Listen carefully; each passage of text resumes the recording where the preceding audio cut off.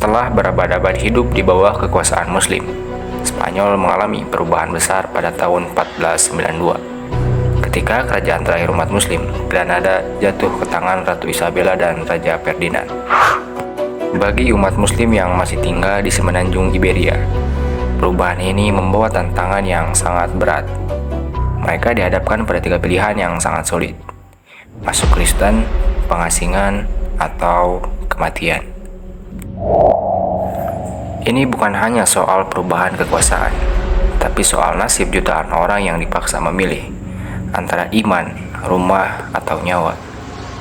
Pilihan-pilihan inilah yang menjadi dasar kebijakan resmi kerajaan Spanyol pasca Reconquista.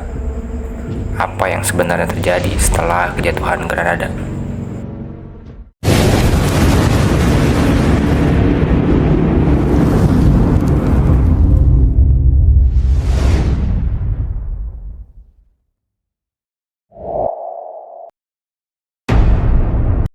Pada tahun 711 Masehi, ada pasukan Muslim yang dipimpin oleh Torik bin Ziyad. Mereka tiba di semenanjung Iberia, yaitu Spanyol dan Portugal sekarang, dan berhasil mengalahkan kerajaan Visigot yang waktu itu berkuasa. Nah, dari situlah dimulai era yang kita kenal sebagai Al-Andalus. Jadi ya bayangin, hampir 800 tahun wilayah ini dikuasai oleh umat Muslim, dan kota-kota seperti Cordoba dan Granada berkembang banget. Ilmu pengetahuan, seni, dan budaya semuanya maju pesat. Dan yang menarik, umat Muslim, Kristen, dan Yahudi hidup berdampingan dengan relatif damai. Tapi di sisi utara semenanjung, kerajaan-kerajaan Kristen seperti Kastilia dan Aragon gak tinggal diam. Mereka mulai merebut kembali wilayah yang dikuasai Muslim dalam gerakan yang disebut Reconquista. Gerakan ini berlangsung lama banget, hingga berabad-abad. Tapi pelan-pelan satu persatu wilayah dikuasai lagi oleh kerajaan Kristen. Sampai akhirnya yang tersisa cuma satu kerajaan Muslim di selatan, yaitu kerajaan Granada. Granada ini bertahan cukup lama, lebih dari 2 abad, bahkan setelah kerajaan-kerajaan Kristen makin kuat. Tapi akhirnya di tahun 1492 ya jatuh juga. Raja Ferdinand dan Ratu Isabella berhasil merebut Granada, dan itu jadi akhir dari kekuasaan Muslim di Spanyol. Nah, menariknya, awalnya umat Muslim yang tersisa di Granada itu masih dikasih kebebasan beragama. Ini dijamin dalam perjanjian Granada. Jadi mereka bisa tetap menjalankan Islam tanpa paksaan untuk pindah agama. Tapi masalahnya janji itu cepet banget dilanggar. Cuma dalam beberapa tahun, kebijakan berubah drastis. Pemerintah Kristen mulai melakukan asimilasi paksa. Pada tahun 1499, dimulai dari Kardinal Cisneros, banyak upaya dilakukan untuk memaksa umat Muslim masuk agama Kristen.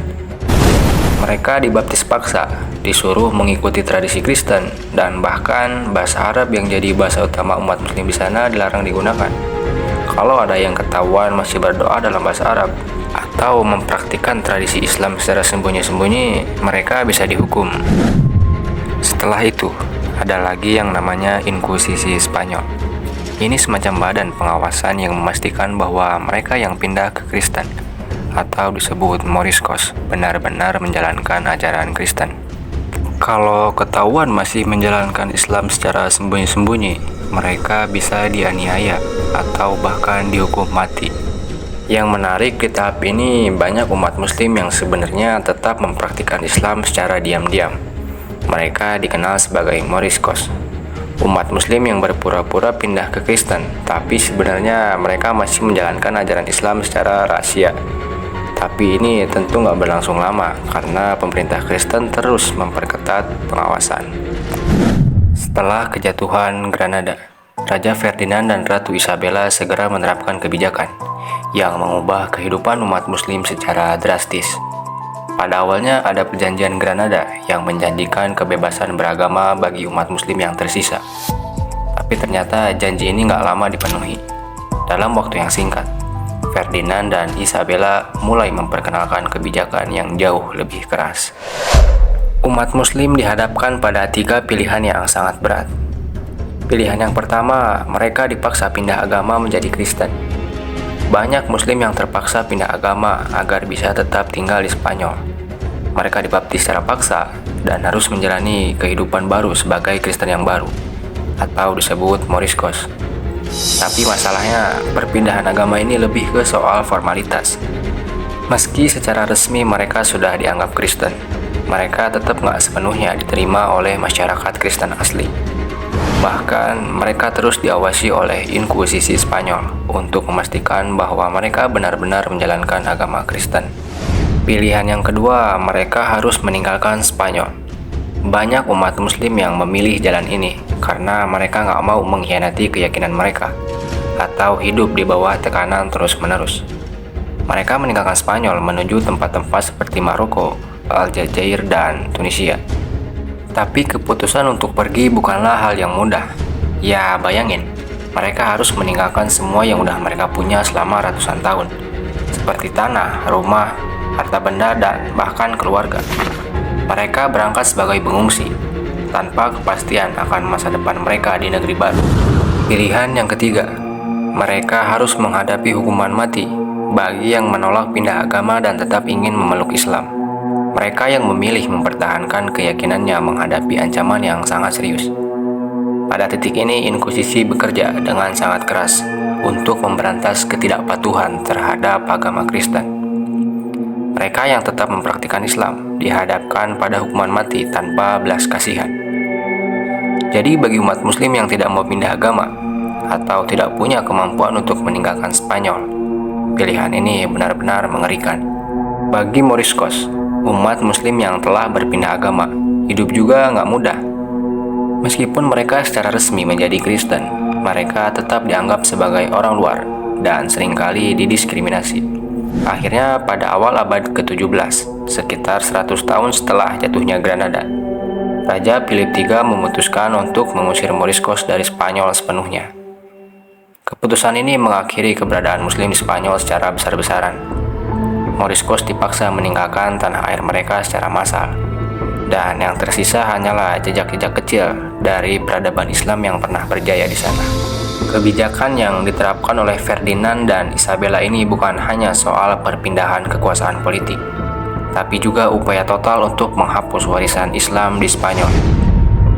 Al-Andalus, yang dulunya menjadi simbol keragaman dan kemajuan, berubah menjadi negeri yang seragam secara agama, di mana umat Muslim yang dulunya punya peran besar hilang dari catatan sejarah secara tiba-tiba.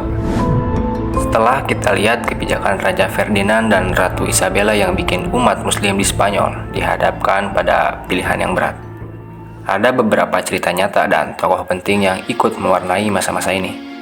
Salah satu contoh yang paling disoroti adalah Boabdil, Sultan terakhir Granada.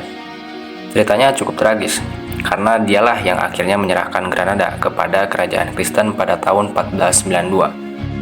Ada momen terkenal ketika dia menangis dan melihat Granada untuk terakhir kalinya dari sebuah bukit. Dan ibunya dengan sinis berkata, "Jangan menangis seperti wanita, atas sesuatu yang tak bisa kau pertahankan seperti seorang pria." Ini benar-benar menggambarkan beban besar yang Boabdil pikul saat itu. Waktu itu, umat Muslim gak sepenuhnya pasrah. Mereka melakukan upaya perlawanan di Spanyol. Meskipun banyak yang terpaksa berpindah agama atau meninggalkan Spanyol, ada beberapa yang mencoba melawan. Salah satu contoh perlawanan yang terjadi adalah pemberontakan Alpujarras di tahun 1568 sampai 1571. Ini adalah perlawanan bersenjata yang dilakukan oleh Moriscos di pegunungan Alpujarras yang terletak di wilayah selatan Spanyol. Mereka bangkit melawan kerajaan Spanyol setelah terus-menerus ditekan dan dianiaya. Meskipun akhirnya pemberontakan ini berhasil dipadamkan, perlawanan ini menjadi simbol perjuangan umat Muslim yang tetap gigih mempertahankan hak mereka meski menghadapi kekuatan yang jauh lebih besar. Setelah kita lihat dari jatuhnya Granada serta kebijakan keras Ferdinand dan Isabella, ini bukan cuma soal siapa yang menang dan siapa yang kalah, tapi juga bagaimana perubahan besar ini membentuk identitas dan hubungan antar agama di Spanyol. Kalau kita renungkan, yang paling menonjol dari kisah ini adalah bagaimana kekuasaan bisa mengubah kehidupan banyak orang dalam sekejap. umat muslim di Spanyol yang dulunya bagian penting dari peradaban di sana, tiba-tiba dihadapkan pada pilihan yang sangat sulit. Pindah agama, pergi, atau mati. Itu bukan pilihan yang mudah dan dampaknya sangat besar. Bukan hanya bagi mereka yang terlibat langsung, tapi juga bagi budaya dan ilmu pengetahuan yang mereka tinggalkan. Kalau dilihat dari dua sisi, apakah perebutan Spanyol oleh kerajaan Kristen itu bisa dibilang perjuangan yang sah untuk merebut kembali kekuasaan yang dulu diambil oleh umat muslim? Atau justru sebaliknya, apakah tindakan mereka malah jadi awal dari penindasan yang membawa penderitaan bagi umat muslim di sana sampai sekarang? Atau sebenarnya ada konflik terselubung yang gak kelihatan di permukaan? Menurut kalian, gimana?